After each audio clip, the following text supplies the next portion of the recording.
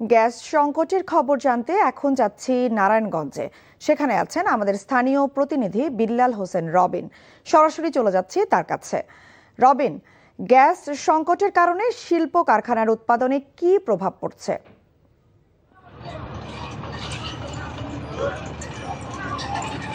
তামান্না, আমি এখন দাঁড়িয়ে আছি নারায়ণগঞ্জের ফতুল্লার একটি শিল্প কারখানার সামনে।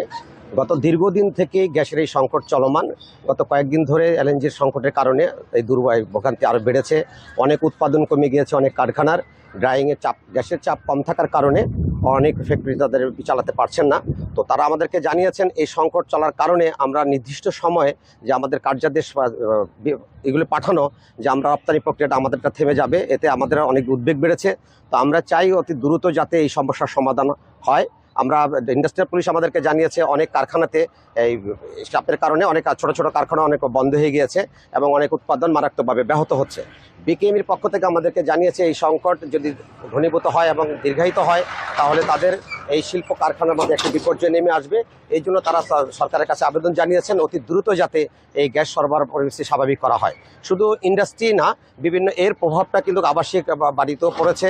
অনেক বাসা বাড়িতে দিনের বেলাও গ্যাস পাওয়া যায় না, তারা সামান্য গ্যাস পায়, অনেক ভোগান্তি পোহাতে হচ্ছে। অনেকে সিলিন্ডারের উপরে নির্ভর করেছেন, কিন্তু সেই তাদের আর্থিক সংকটও বেড়ে যাচ্ছে এটার কারণে। তো সব কিছু মিলিয়ে নারায়ণগঞ্জের বিভিন্ন শিল্প কারখানার মধ্যে আমরা এই জানতে পেরেছি যে তাদের এই পরিস্থিতি যদি দীর্ঘায়িত হয় তাহলে তাদের এই উৎপাদন আরও ব্যাহত হবে। তামান্না, জানছিলাম গ্যাস সংকটের খবর।